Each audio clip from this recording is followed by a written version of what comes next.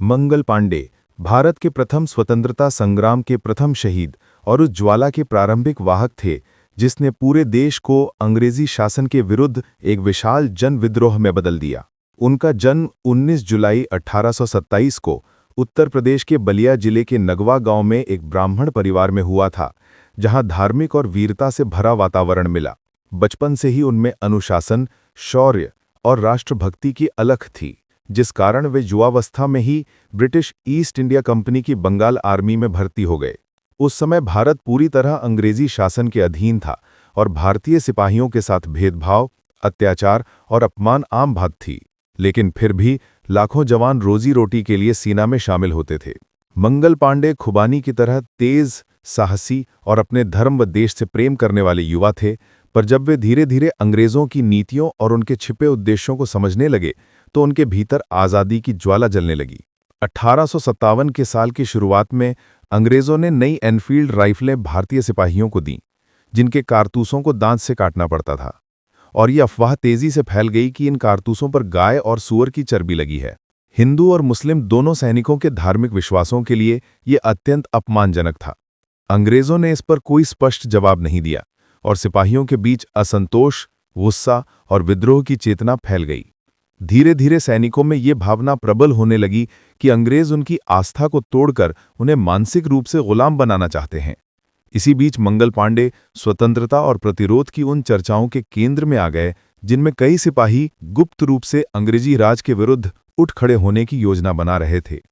29 मार्च 1857 भारतीय स्वतंत्रता संघर्ष का वो ऐतिहासिक दिन बना जब बैरकपुर परेड ग्राउंड में मंगल पांडे ने अपने क्रोध, अपमान और राष्ट्रभक्ति को एक ही क्षण में प्रचंड रूप से बाहर निकालते हुए अंग्रेज अफसरों को ललकार दिया। वे उस दिन परेड ग्राउंड में हाथ में बंदूक लिए उपस्थित हुए और बिना किसी आदेश के विद्रोह का बिगुल फूंक दिया।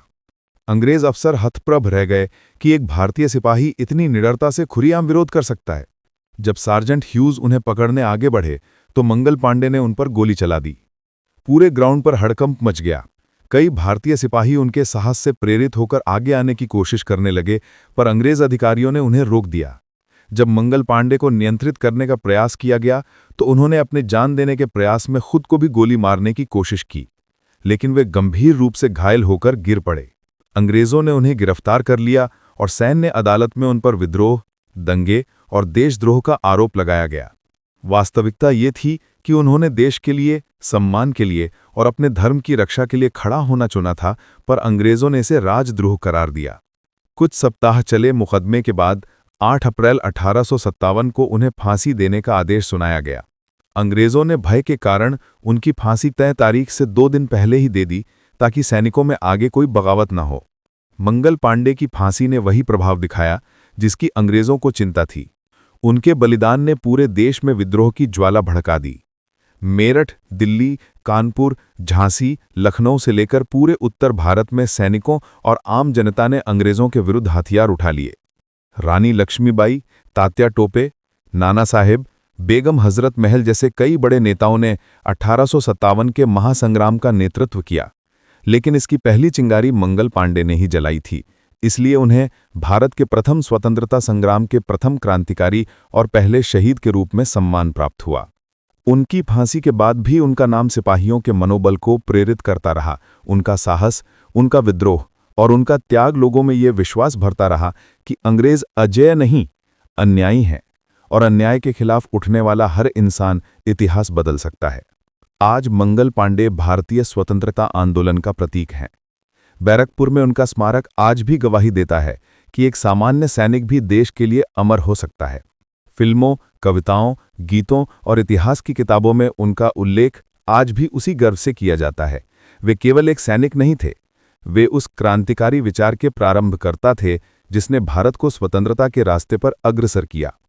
उनका जीवन हमें ये संदेश देता है कि जब किसी व्यक्ति के भीतर अपने देश, संस्कृति और सम्मान की रक्षा का संकल्प जागता है तो उसकी एक आवाज़ भी पूरे राष्ट्र को जगाने की शक्ति रखती है। मंगल पांडे की कहानी में वही चेतना, वही जुनून और वही बलिदान है जिसने भारत की स्वतंत्रता की नींव रखी, और इसलिए आज भी वे करोड़ों भारतीयों की प्रेरणा हैं।